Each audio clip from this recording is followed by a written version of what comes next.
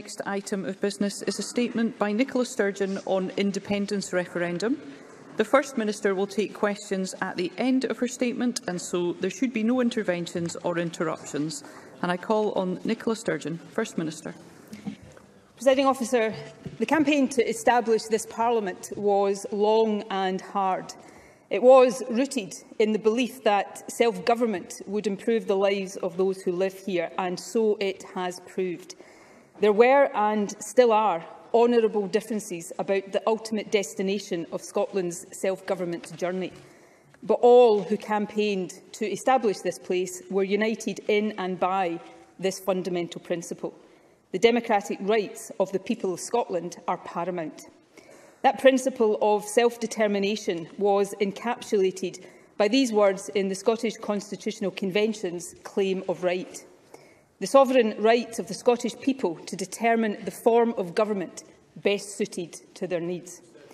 When the late Canon Kenyon Wright, who led the Convention, addressed Westminster's refusal to accept the democratic demand for a Scottish Parliament with this question, what if that other voice we all know so well responds by saying, "We say no and we are the state"?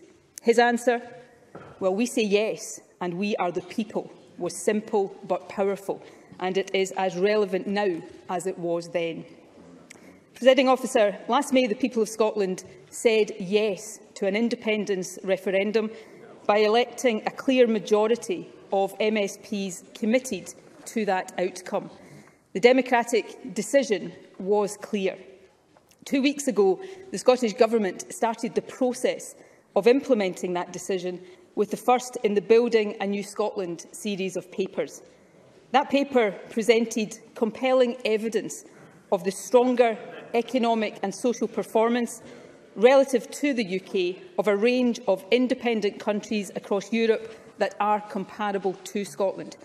That should be both a lesson and an inspiration to us.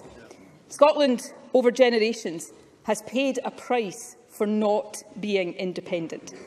Westminster governments we don't vote for, imposing policies we don't support, too often holding us back from fulfilling our potential. That reality has rarely been starker than it is now.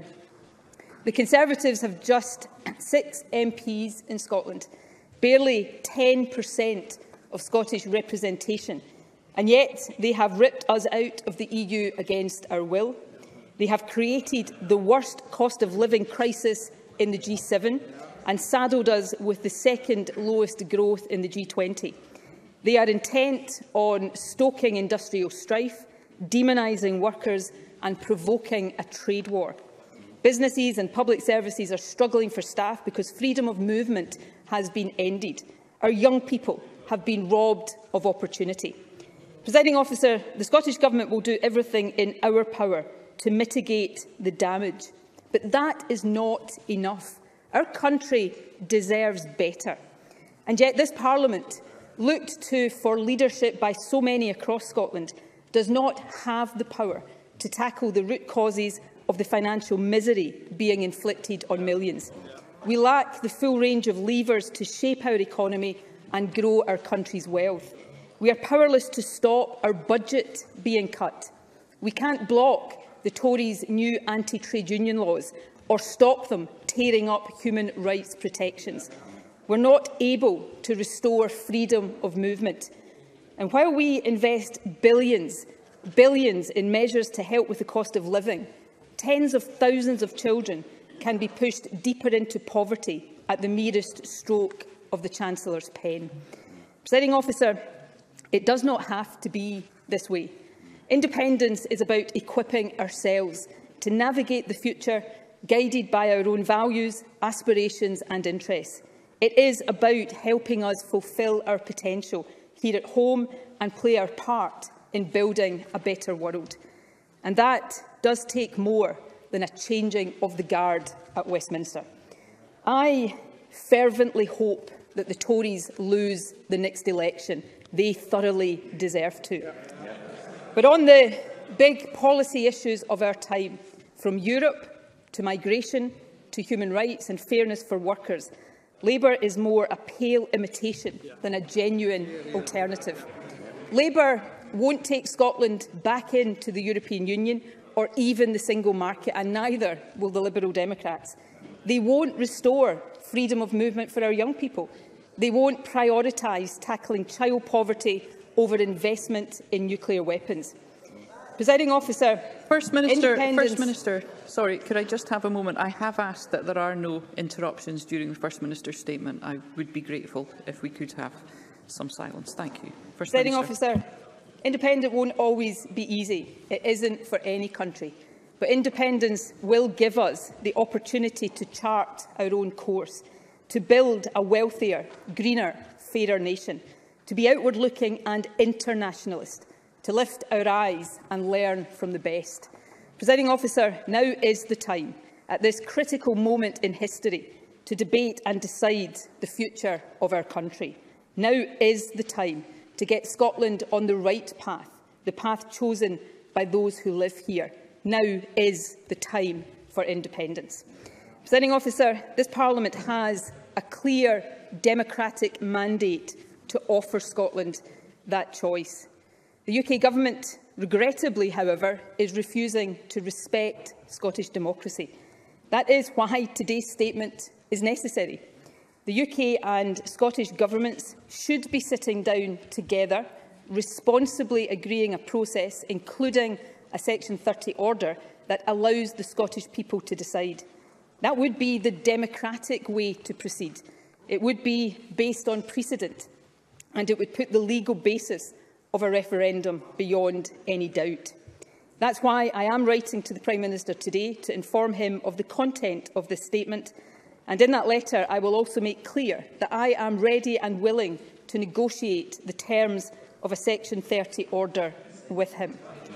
Presiding Officer, what I am not willing to do, what I will never do, is allow Scottish democracy to be a prisoner of Boris Johnson or any Prime Minister.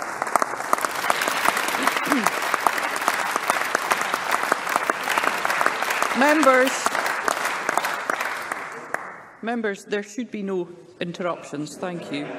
Any interruptions? Thank you. Presiding Officer, the issue of independence cannot be suppressed. It must be resolved democratically. And that must be through a process that is above reproach and commands confidence. That is why I am setting out today the actions the Scottish Government and the Lord Advocate will take in the absence of a Section 30 order to secure Scotland's right to choose.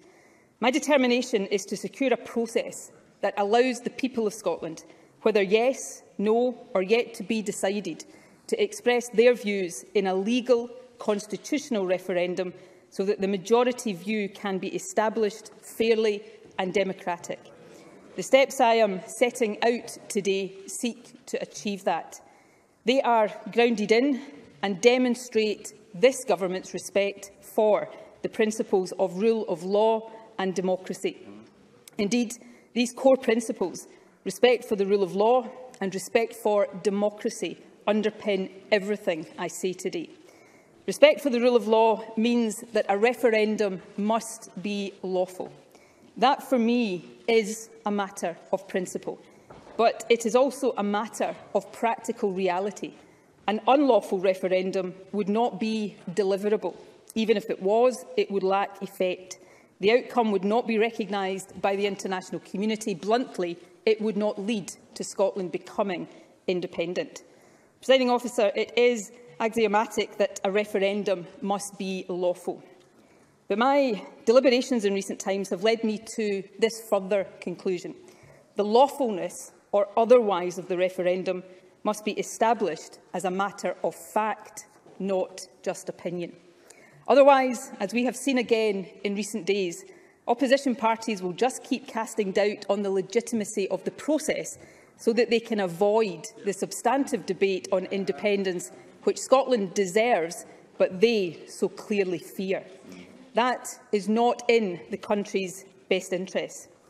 Let me turn then to the detail of the steps we will now take to secure that objective of an indisputably lawful referendum, and then ensure that from today we can focus on the substance of why Scotland should be independent. Presiding Officer, I can announce, first of all, that the Scottish Government is today publishing the Scottish Independence Referendum Bill. I will draw attention in particular to three key provisions of this bill.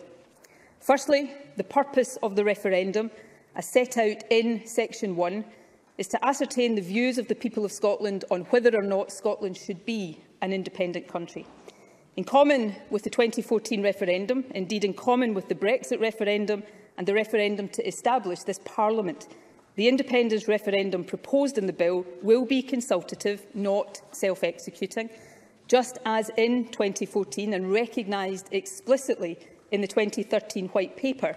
A majority yes vote in this referendum will not in and of itself make Scotland independent.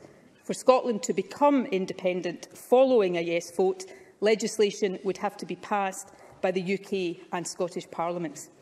Now, there has been much commentary in recent days to the effect that a consultative referendum would not have the same status as the vote in 2014. That is simply wrong, factually and legally. Let me be clear.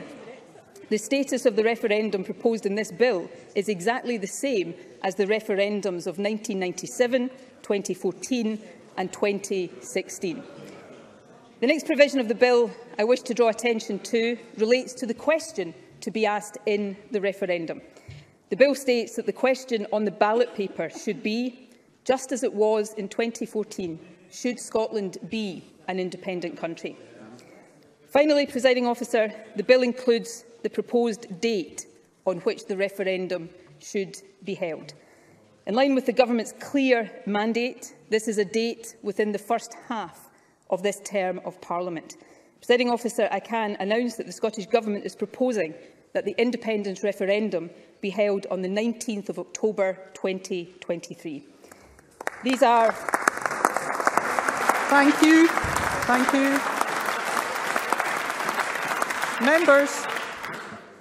These are the key elements of the referendum legislation that the Scottish Government wishes this Parliament to scrutinise and pass. Let me turn now to the aim of establishing as fact the lawfulness of a referendum, which, as I have already indicated, I consider to be of the utmost importance.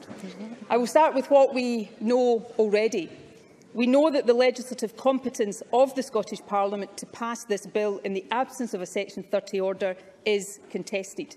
We know that legislative competence can only be determined judicially. And we know that for as long as there is no judicial determination, opinions will differ and doubt will continue to be cast on the lawful basis for the referendum. That benefits only those parties opposed to independence, because it allows them to avoid the substance of the independence debate. Finally, we know that if this Parliament does seek to legislate without a Section 30 order, the bill will go to court. That is inevitable. The only questions are when it ends up in court and at whose hand. If the issue of legislative competence remains unresolved at the point of formal introduction of a bill, the UK Government will almost certainly use Section 33 of the Scotland Act to refer it to the Supreme Court after it has passed. It is also possible that one or more private individuals will lodge a judicial review of the bill. Indeed, it was reported last week that Tory supporters are already planning to do so. A challenge by private individuals could also go through successive courts and so be a very lengthy process. Either way, at the point of Parliament passing the bill, there would be no certainty about when or even if it could be implemented. A court challenge would still lie ahead, and the timetable I have set out today would quickly become difficult to deliver.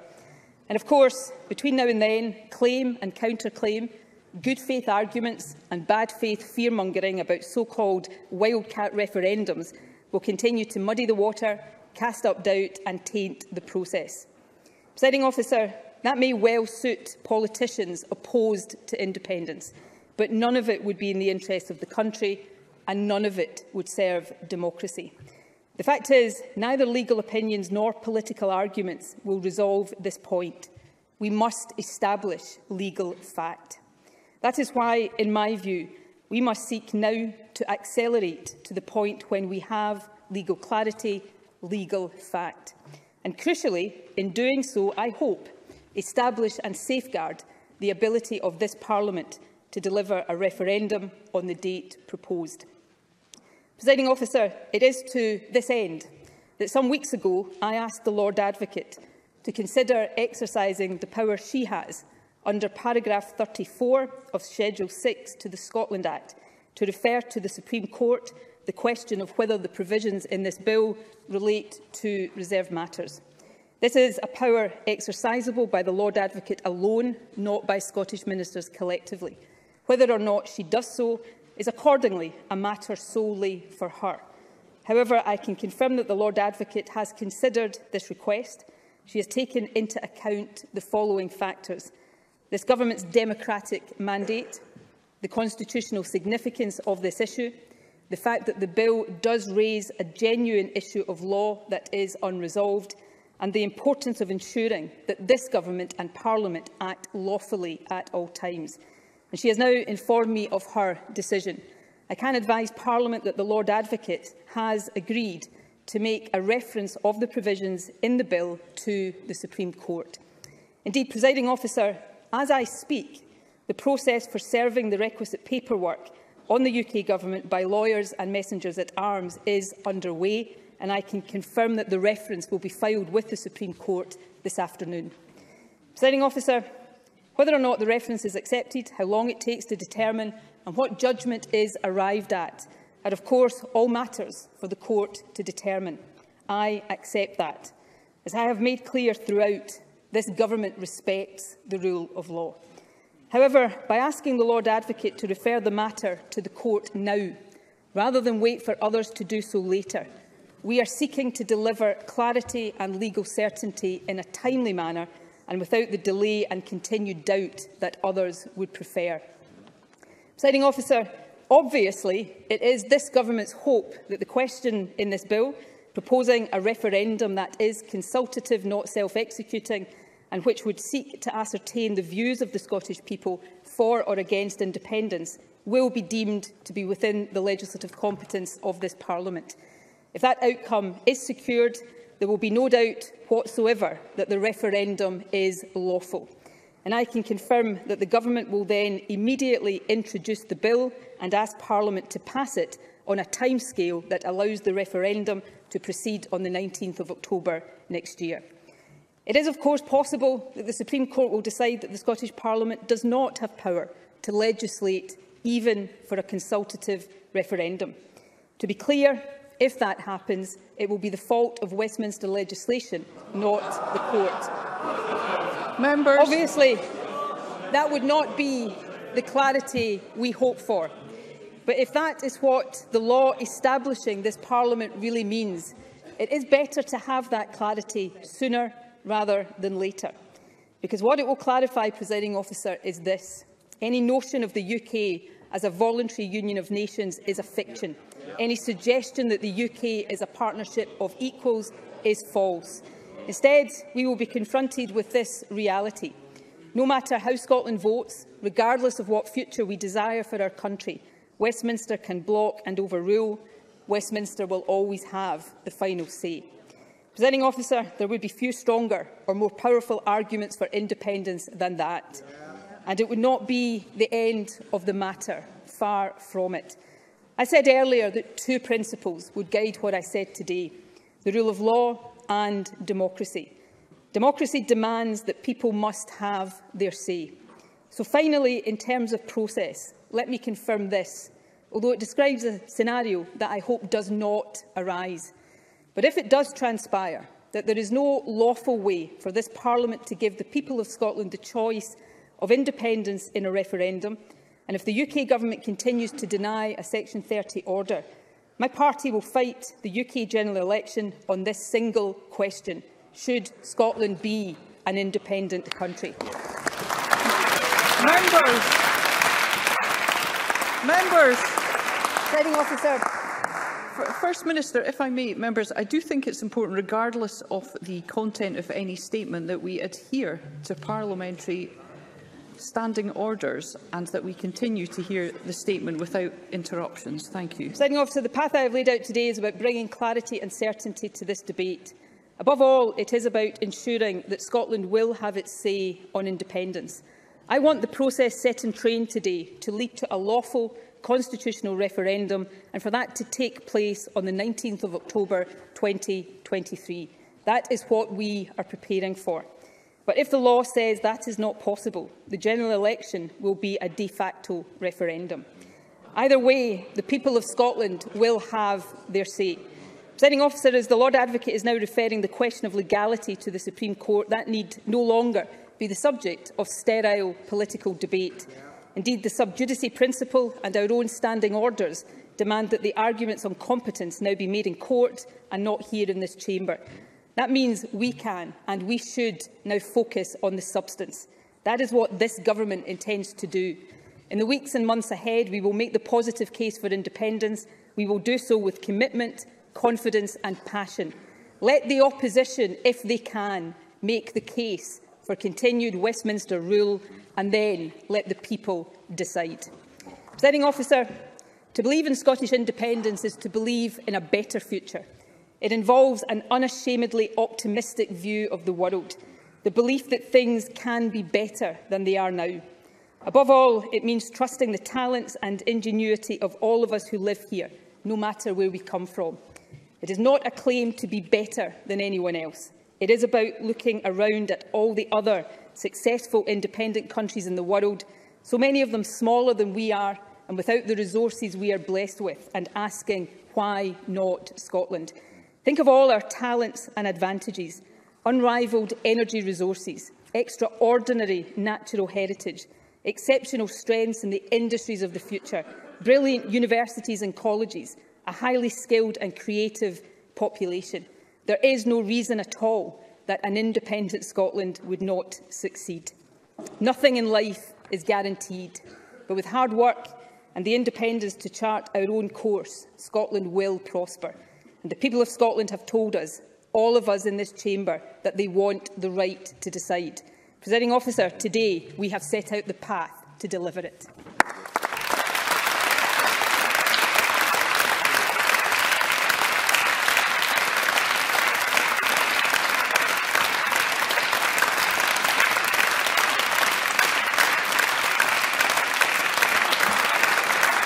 Thank you. Thank you.